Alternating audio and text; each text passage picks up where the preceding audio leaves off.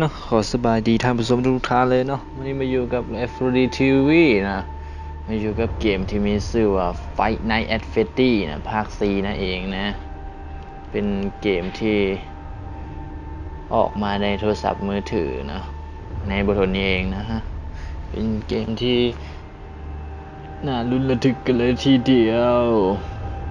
สวัสดีเป็นนั้นไปรับชมกันเลย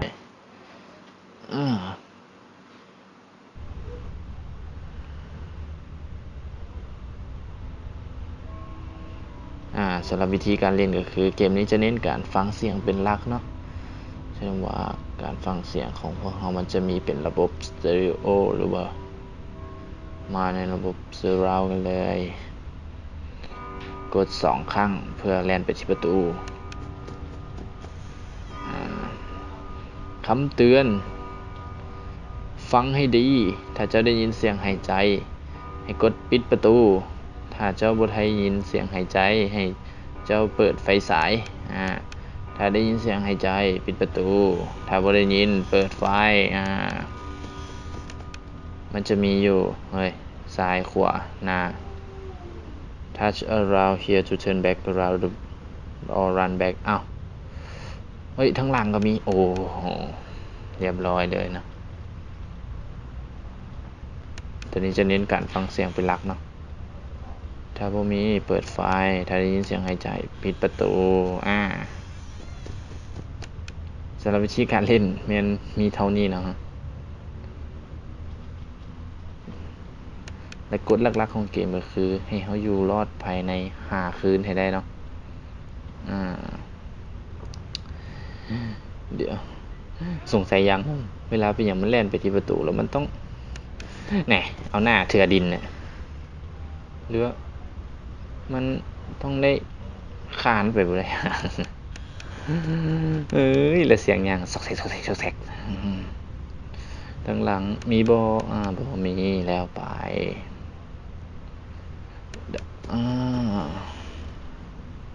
เปิดไฟดังหน้าไม่ใช่ใจบ่เปิดไฟปิดตูเฮ้ย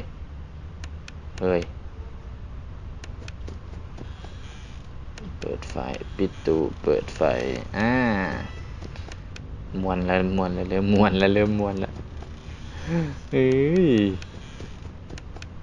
2 โมงแล้วอันนี้หลังโบมี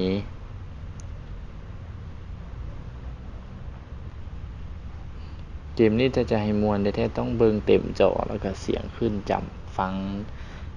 ระบบหูฟังแบบใส่2 หูไปเลยเนาะท่านผู้ใดฟังอยู่ในโทรศัพท์ท่านผู้ใดฟังในคอมก็ใส่หูฟังเข้าไปเลยจึงได้ยินคักแล้วก็จึงจะเข้าใจว่าเกมนี้มันลิ้นกันจังไดเนาะสำหรับตอนนี้มันใส่2 หูเลยนะมาใส่เฮาจะได้สักเปิดไฟตะเอโบมี3 โมงแล้วตะเอโบมีข้างหลังมีบ่หุ้ยจุ๊บโตยังแต่เมื่อกี้นี่เห็นป่ะตัวมีสีน้ำตาลตัวน้อยๆแต่บูมีกลับหลังเจ๊เนี่ยตัวข้างหลังมันต้องมีประเด็นทำสมทั้งหน้าแต่บูมี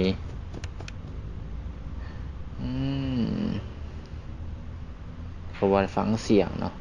แต่ว่าค่อยเป้าหลายขนาดนี้มันสิได้ยินบ่เสียงเฮ้ยได้ยินบ่มาจากทางซ้ายเนาะซ้ายบ่มีขวา4 โมงแล้วเจ๊ข้างหลังตัวข้างหลังมันตัวยังวะเฮ้ย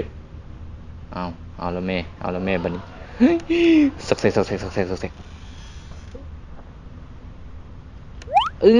มันเห็นบ่เมื่อกี้นี่ตัวยังเห็นบ่ มันมาจากทางซ้ายทางหลังเฮ้ยมันมาจากเดี๋ยวฟังเอาแล้วหมามาหอนอย่างตัวนี้เอาฟังเสียงอย่า5 โมงแล้วแม่มาโดนแท้โอ้ยตอนนี้นี่ไปเองนี่รู้สึกแบบลุ้นเสียงฟ้าขัวฟังเสียงโมมีใช่อย่าโมมีหลังเฮ้ยเริ่มเอา6 โมงแล้วแม่6 โมงเฮ้ยเสียงมาทางขวา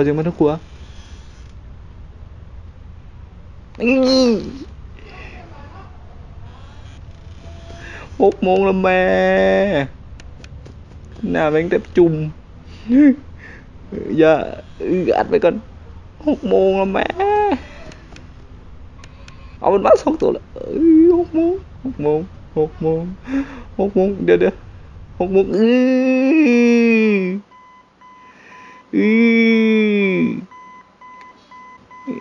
เย้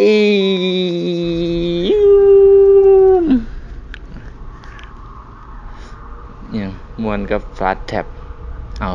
เดี๋ยวเมื่อกี้นี่ค้าจะดีใจแล้วไม่ได้อ่านเลยมันเห็นยังชิป อันนี้มันตัวอย่างอะหรือว่าฟาสแท็บแสดงว่ามันต้องให้เขากดมาอยู่จุด X เนี่ยมันยังบ่ไปฟังเสียงว่ามันจะมาอยู่จุด X แล้วให้เอากดมันก็ยังอยู่บอลเก่านะมันเฮ็ดเนี่ยงอะไรฮะ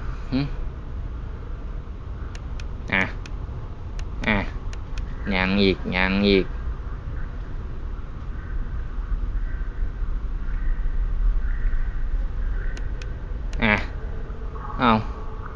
สรุปเวลามืดนี่มันต้อง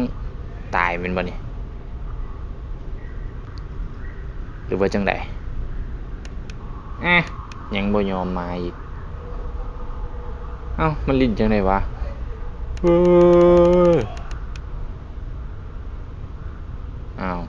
ลุ้นตอนนี้มันนับเข้าดาวพร้อมกันเนี่ยเขาละก่อนปีใหม่15 14 13 12 11 10เดี๋ยวมันกำลังสิลง5 4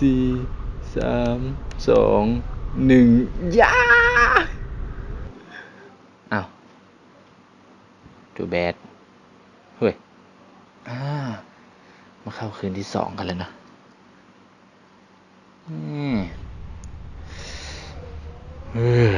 เราลุมเราตายเนาะมีการจอบบอนสำหรับคืนที่1เนาะ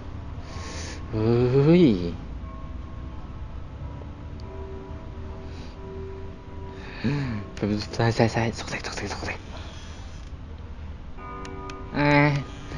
ตาเอขวาตาเอหลังแต่บอกมันมา12 โมงแล้ว12 โมงแล้วมึงจะมาไวปะนั่นมาไวกระโดดเริ่มอยู่ยากเริ่มแล้วเดี๋ยวเสียงไพเล่น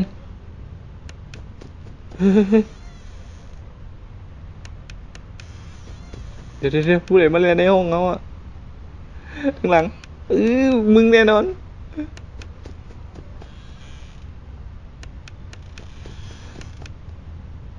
เดี๋ยวได้ยินบอกเสียงผู้ใดเล่นเมื่อกี้นี้เฮ้ยรู้สึกว่าจะมาทางซ้ายเดี๋ยวผู้ใดมาเล่นทั้งหัว ฮ้ยซ้ายเสียงมาทางซ้าย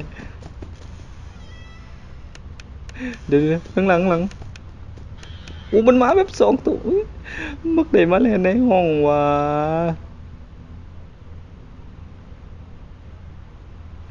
หน้าแทบจุ่มเอาชิปหายแล้วตัวนี้โอ้ตัวนี้1 โมงแล้วนี่รุ่นจนสั่นมาเลยนี่อย่าเอ้ยซ้ายเสียงมาทางซ้าย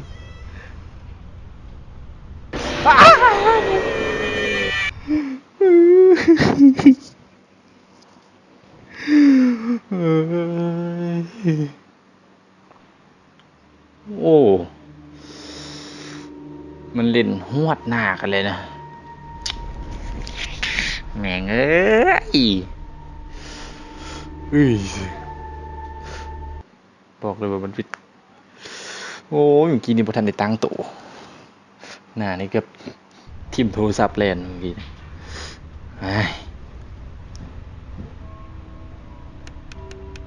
โอ้เมื่อกี้นี่จะจุ่มกำลังบนหน้ากดเลยเว้ยเย็ดเค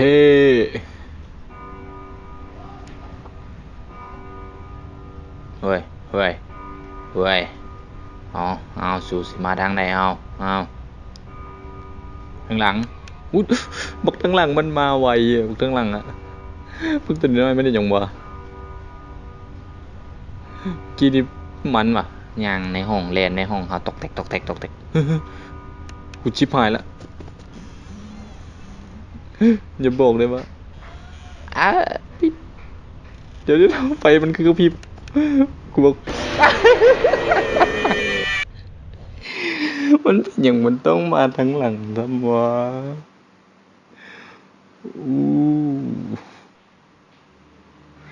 แม่ง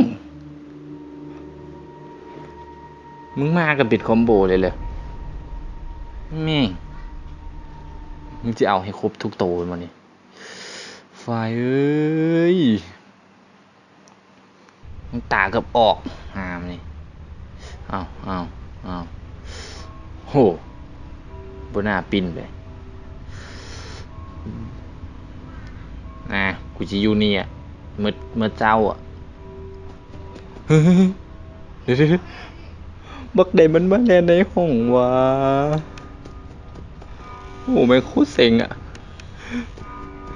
เสียงแม่งมันเป็นเสียงข้าพเจ้าแน่นอนนะเมื่อกี้เนี่ยเสียงแม่งดังซอกเซกที่เดี๋ยวบอกทั้งหลังเนี่ยมึงมันเสี่ยวมึงมาเอามันมานำมาอย่างนี้โอ้เอาใช่นี่ทีเดียวมันจบขวา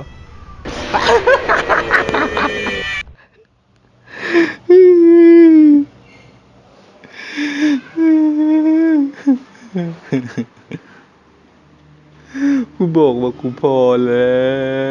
ว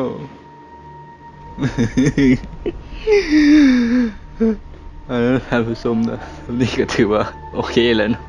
เจอนักไปสมควรนะสำหรับท่านผู้ชมท่านไหนเนาะที่มักแล้วก็กรุณากดไลค์แล้วก็แชร์ให้หมู่เบิ่งนำเนาะสำหรับวันนี้